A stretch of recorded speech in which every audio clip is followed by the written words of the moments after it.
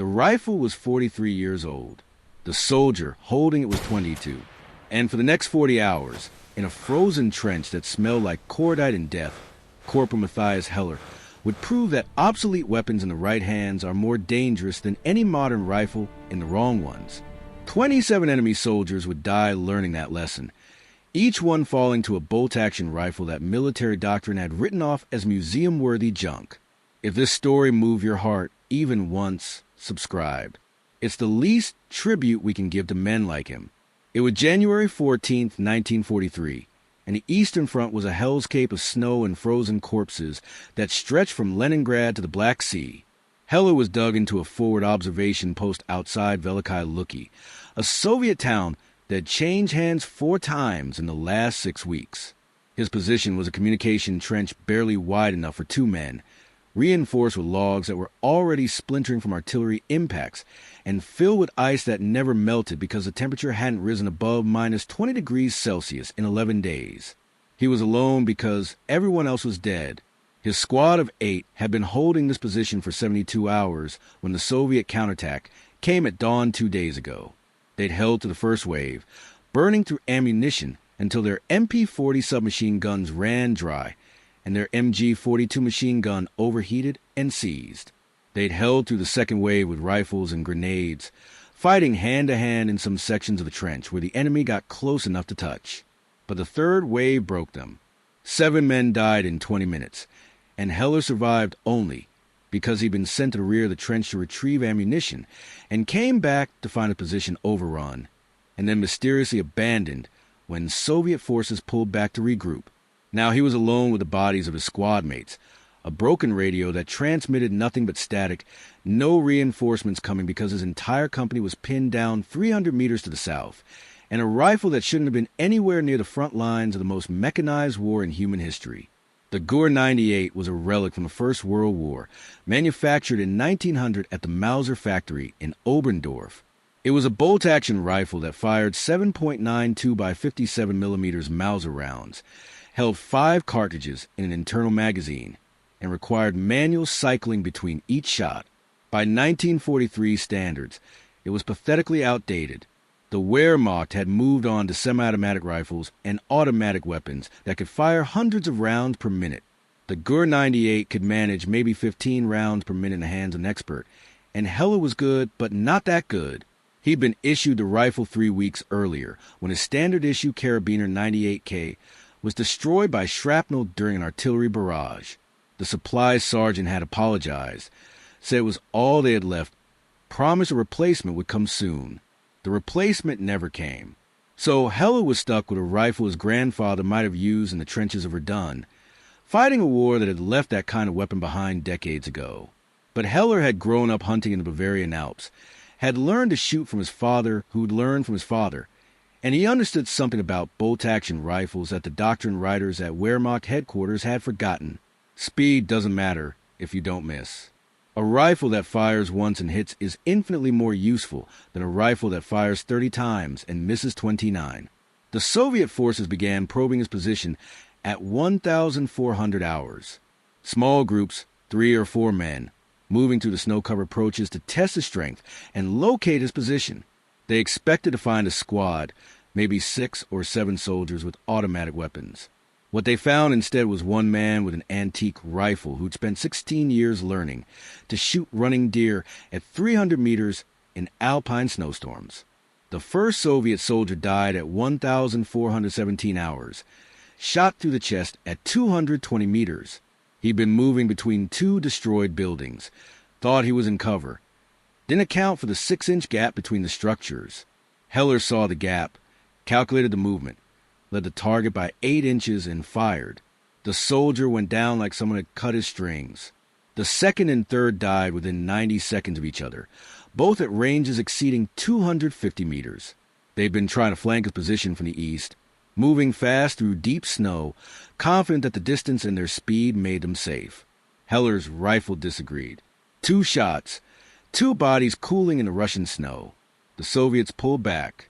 Heller could hear them shouting, hear the confusion in their voices, hear officers trying to figure out what kind of weapon was engaging them from that trench.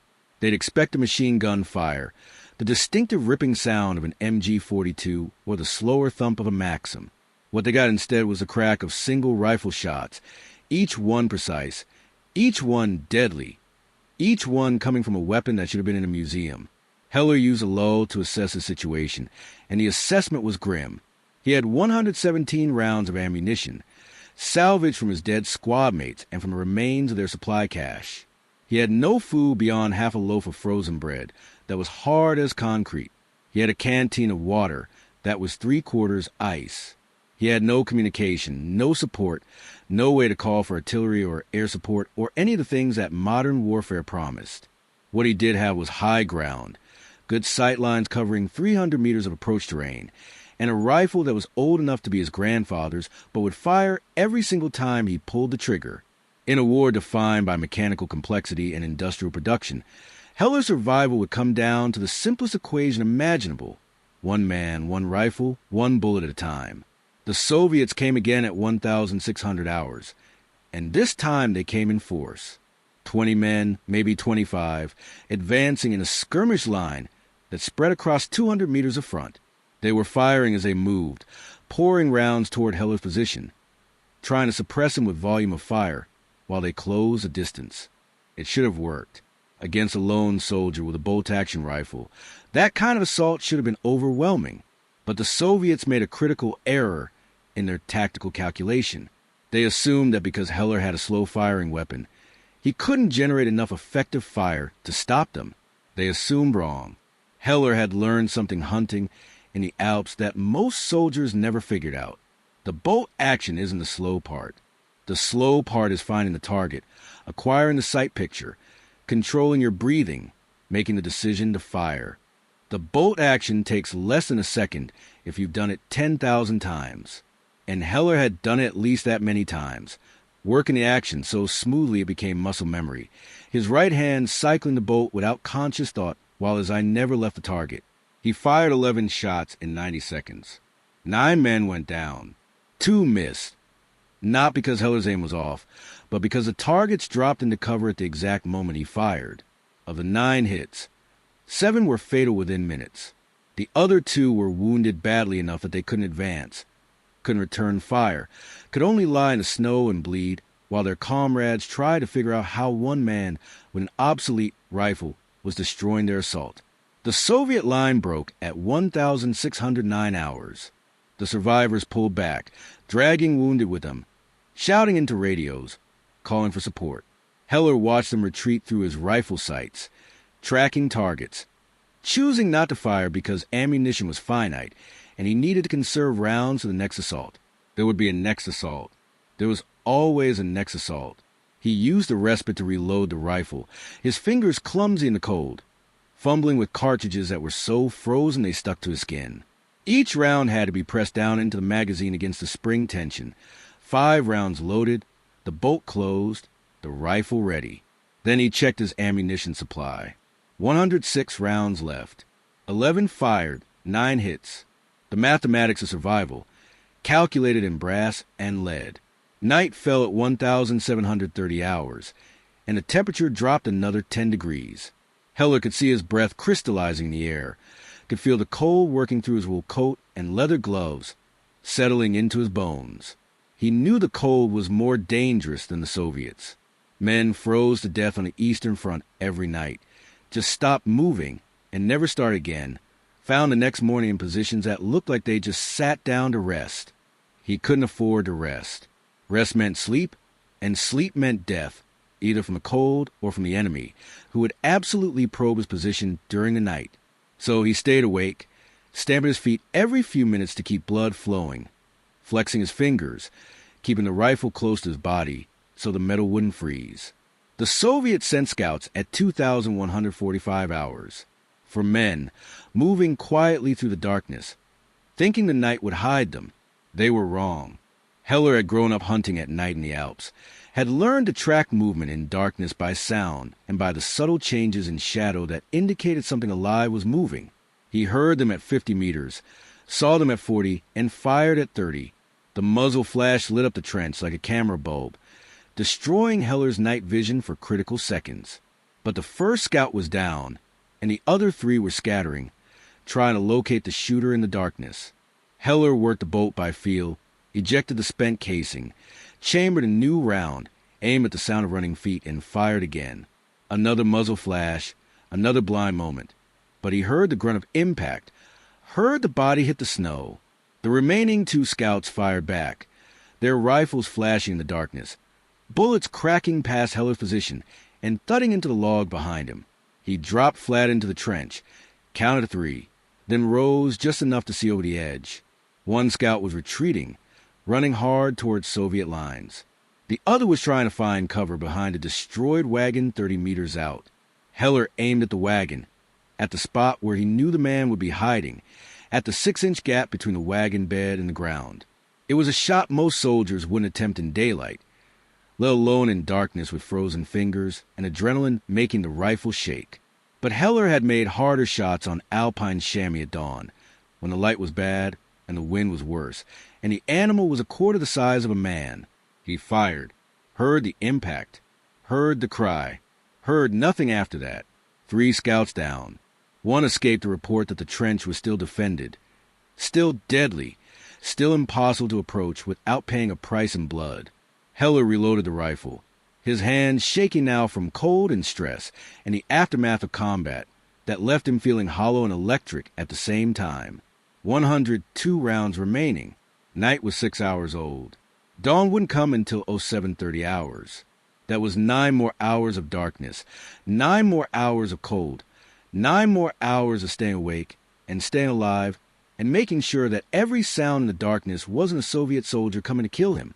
He thought about his squad mates, dead in the trench around him, thought about Corporal Klein, who'd shared his cigarettes and talked about his fiancée in Munich, thought about Private Vogel, who was 19 and scared and had cried the first time he shot someone, thought about Sergeant Bauer, who kept him alive for 3 days with nothing but stubbornness and a refusal to accept that their position was untenable.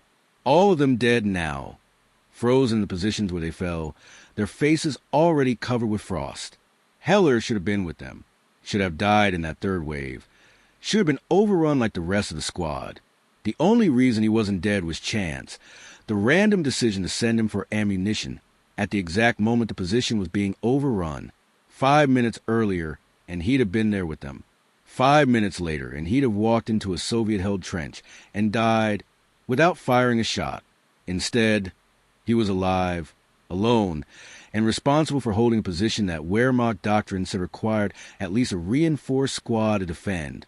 One man couldn't hold a trench against company-strength Soviet forces. The math didn't work. The tactics didn't support it. Every manual, every field regulation, every bit of military wisdom said it was impossible. But nobody had told the Soviets it was impossible. They only knew that approach to that trench cost them soldiers every time they tried, that something in that frozen hole in the ground was killing them with precision that shouldn't exist in modern warfare, and that whatever was defending that position showed no signs of weakness or retreat. The next assault came at 0445 hours. In the pre-dawn darkness, when men are at their weakest, when cold and exhaustion have ground them down to nothing but shivering instinct. The Soviets came quietly this time. No shouting, no mass assault. Just 15 men in white camouflage moving through the snow in tactical bounds, one group covering while another advanced. It was professional, disciplined, exactly the kind of attack that should have worked against a lone defender who'd been awake for over 30 hours. But Heller wasn't relying on alertness anymore.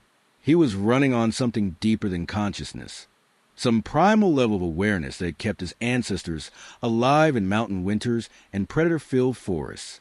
His body was shutting down from exhaustion, but his mind was still tracking movement, still calculating ranges, still working the mathematics of killing. He let them get close, let them advance to within 100 meters, then 80, then 60. Let them think their stealth was working, that they'd finally figured out how to approach the position. Then, when the lead element was 50 meters out and fully committed to the assault, Heller opened fire. The first shot killed the point man. The second killed the soldier behind him. By the third shot, the Soviets were diving for cover, try to return fire, try to locate exactly where Heller was in the trench.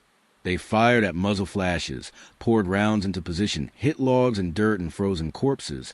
But Heller had moved after each shot, was working the trench system, using the angles his dead squad mates had died defending. He fired from 3 different positions in 40 seconds, working the bolt-action rifle like it was part of his body, not even thinking about the mechanics anymore. Just point and shoot and cycle and point and shoot and cycle until the magazine was empty. Then he dropped below the trench lip, reloaded with fingers that had gone him hours ago, and came up in a 4th position 30 feet from where he'd started.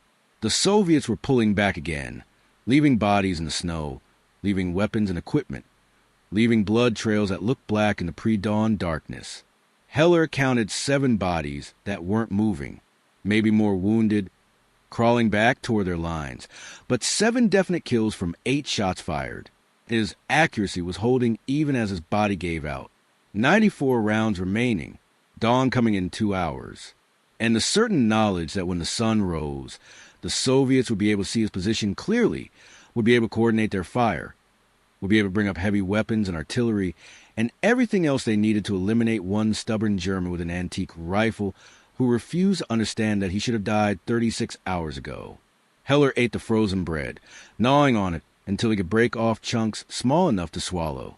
It tasted like nothing, went down like gravel, sat in his stomach like a rock. But it was calories, and calories meant warmth, and warmth meant staying alive. He drank melted ice from his canteen, the water so cold it hurt his teeth, but his body needed hydration, and there was no other source. Then he checked his rifle, checked the action, checked the barrel, checked the sights. The Gur 98 was still functioning perfectly despite 40 hours of combat and temperatures that turned metal brittle. That was the advantage of obsolete technology. It was simple. No gas system to freeze, no magazine to jam, no complex mechanisms to fail. Just a bolt, a barrel, and a trigger. As long as Heller could work the bolt and pull the trigger, the rifle would fire. Dawn came slowly, gray light spreading across the snow-covered landscape, revealing the full extent of the devastation around Heller's position. Bodies everywhere, German and Soviet mixed together, frozen in the positions where they'd fallen, destroyed equipment, shattered weapons, craters from artillery that had hit during the first 2 days of fighting, and Heller's trench, still occupied, still defensible, still impossible by every doctrine of warfare. At 0820 hours, he heard engines, heavy engines, the distinctive rumble of armor moving up. His stomach dropped. He had no anti-tank weapons, no Panzerfaust, no magnetic mines, nothing that could stop a tank except the rifle in his hands. And rifle bullets don't penetrate armor, no matter how good your aim is. But the tank that appeared wasn't Soviet. It was German, a Panzer IV with white camouflage paint and Wehrmacht crosses on the turret, followed by 2 more tanks and a company of infantry in winter whites. Heller watched them approach, watched them sweep through the Soviet positions, watched them secure the ground that he'd been defending alone for 40 hours. A lieutenant climbed into the trench, saw the bodies of Heller's squad mates, saw Heller himself barely standing, leaning on the antique rifle like it was a cane. The officer stared at him for a long moment, then looked at the scattered Soviet bodies outside the trench, then looked back at Heller. "How many were you?" the lieutenant asked. "1," Heller said. His voice was hoarse from 2 days without speaking, rough from cold and exhaustion. The lieutenant didn't believe him. Nobody would believe him. One man couldn't have held this position, couldn't have inflicted these casualties, couldn't have survived this long. It violated every principle of modern warfare, contradicted every tactical manual, defied every statistical model of combat effectiveness. But the evidence was there in the snow. 27 Soviet bodies, scattered across 300 meters of approach terrain. 7 killed in the initial probing attacks. 9 in the mass assault. 3 scouts at night. 8 in the pre-dawn attack. 27 confirmed kills, and possibly more wounded who'd made it back to Soviet lines before dying. And Heller, alone, with an obsolete bolt-action rifle and 67 rounds remaining out of the 117 he'd started with. 50 rounds fired, 27 confirmed kills. A hit rate that was statistically impossible for sustained combat, that suggested either incredible skill or incredible luck, and a lieutenant looking at Heller's eyes knew it wasn't luck. They pulled him out of line that day, sent him to a field hospital where doctors examined him for frostbite and exhaustion, and found both, but nothing that wouldn't heal. They took statements, interviewed him about his defensive actions, asked technical questions about fields of fire and enemy tactics that Heller answered in the same flat, emotionless voice he'd used to describe repairing a fence. The reports went up through channels, from company to battalion to regiment to division. Officers read them and didn't believe them, demanded verification, got verification from the lieutenant who'd found Heller and from the infantry who'd counted the Soviet bodies. The numbers were accurate. 1 man, 1 rifle, 40 hours, 27 confirmed kills. Wehrmacht propaganda officers wanted to make Heller a hero, wanted to photograph him with his rifle, wanted to write stories about the invincible German soldier who held against overwhelming odds. Heller refused. He wasn't a hero. He was a survivor who'd done what was necessary because the alternative was death. There was nothing glorious about freezing in a trench, nothing admirable about killing men who were just following orders like he was, nothing worth celebrating about 40 hours of terror and exhaustion. They awarded him the Iron Cross First Class anyway. Pinned it on his uniform in a ceremony he barely remembered because he was still suffering from exhaustion-induced memory gaps. They promoted him to sergeant, assigned him to a training unit, wanted him to teach other soldiers his tactics and techniques. But Heller had no tactics to teach. He'd survived because he'd grown up hunting in the mountains, because his father taught him to shoot, because he'd practiced with bolt-action rifles since he was 6 years old, because some combination of skill and stubbornness and random chance had kept him alive when everyone else died. You couldn't teach that. You couldn't put it in a manual. You couldn't train someone to fight for 40 hours without sleep, while cold tried to kill them just as surely as the enemy. The Gur 98 went to a museum after the war, mounted on a wall with a placard explaining its history. The placard said it was a First World War rifle that had seen service in the Second World War, had been used in the defense of Velikiye Luki in January 1943. It didn't mention Heller's name, didn't explain the 27 notches carved into stock, didn't tell the story of how 1 man with an obsolete weapon had held a position that modern doctrine said required 8.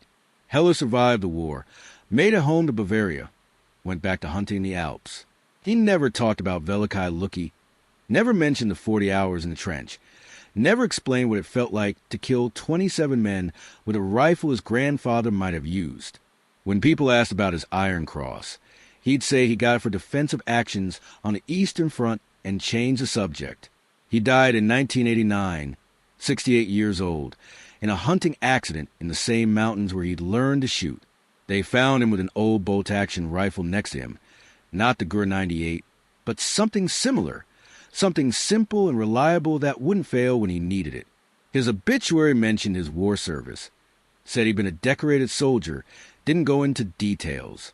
But in military circles, especially among those who study defensive tactics and individual combat effectiveness, Heller's stand at Velikiye Luki became a legend. It was studied, analyzed, broken down into components that could be taught. The importance of marksmanship training, the value of maintaining calm under pressure, the reality that older, simpler weapons in skilled hands can outperform modern equipment in unskilled hands. The lesson wasn't that bolt-action rifles are better than automatic weapons. They're not. In 99% of combat situations, the soldier with a machine gun beats the soldier with a bolt-action rifle every time. But Heller's survival proved something deeper, something that technology-focused militaries sometimes forget.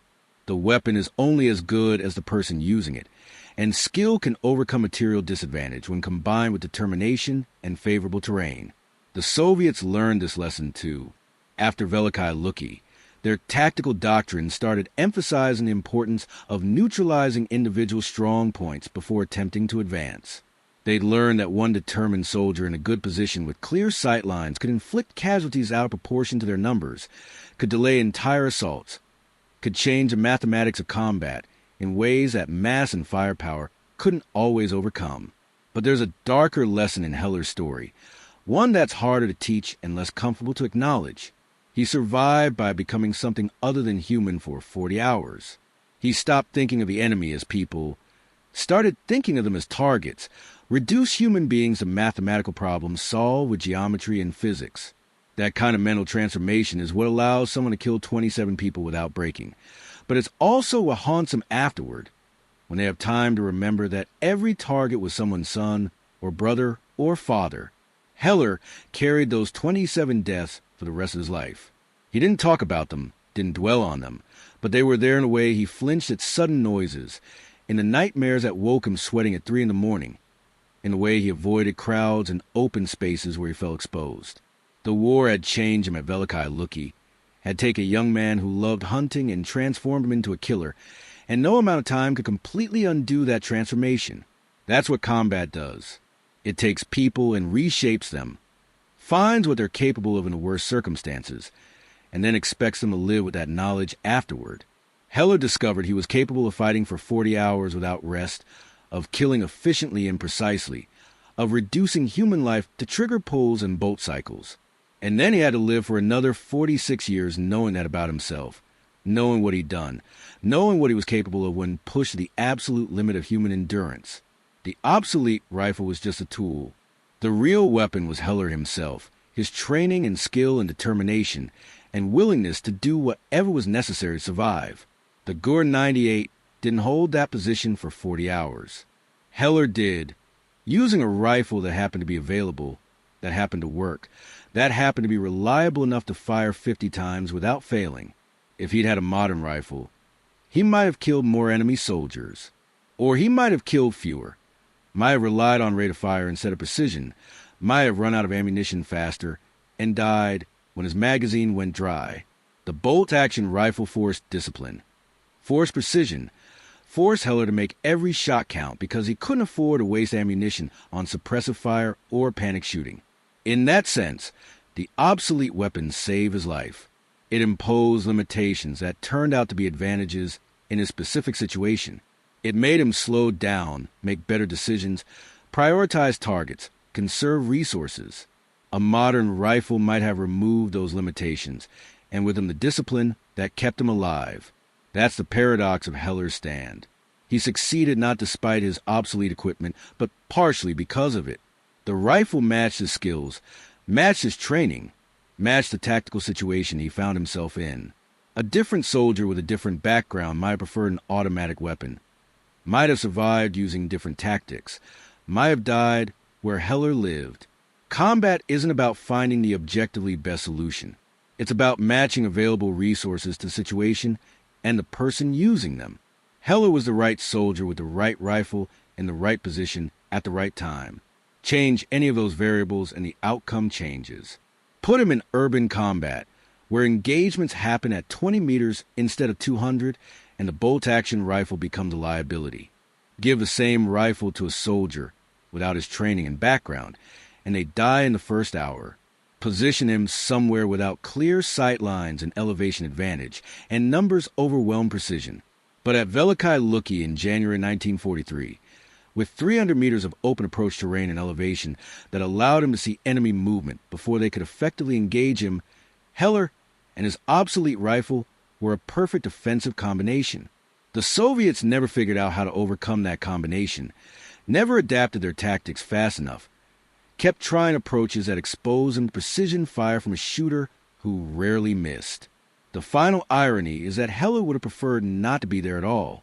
He didn't want to fight for 40 hours alone, didn't want to kill 27 people, didn't want to become a legend or a case study or a training example. He wanted to survive, to go home, to hunt in the mountains like he'd done before the war.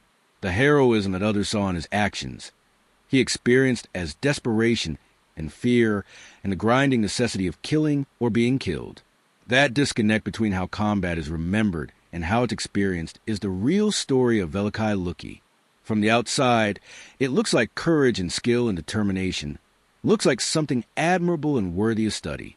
From the inside, from Heller's perspective in that frozen trench, it was terror and exhaustion, and the slow realization that he might die alone in Russia, that his body might freeze in a position that would be overrun the next day and forgotten the day after that. He survived by not thinking about survival, by focusing entirely on the next target, the next shot, the next moment of staying alive.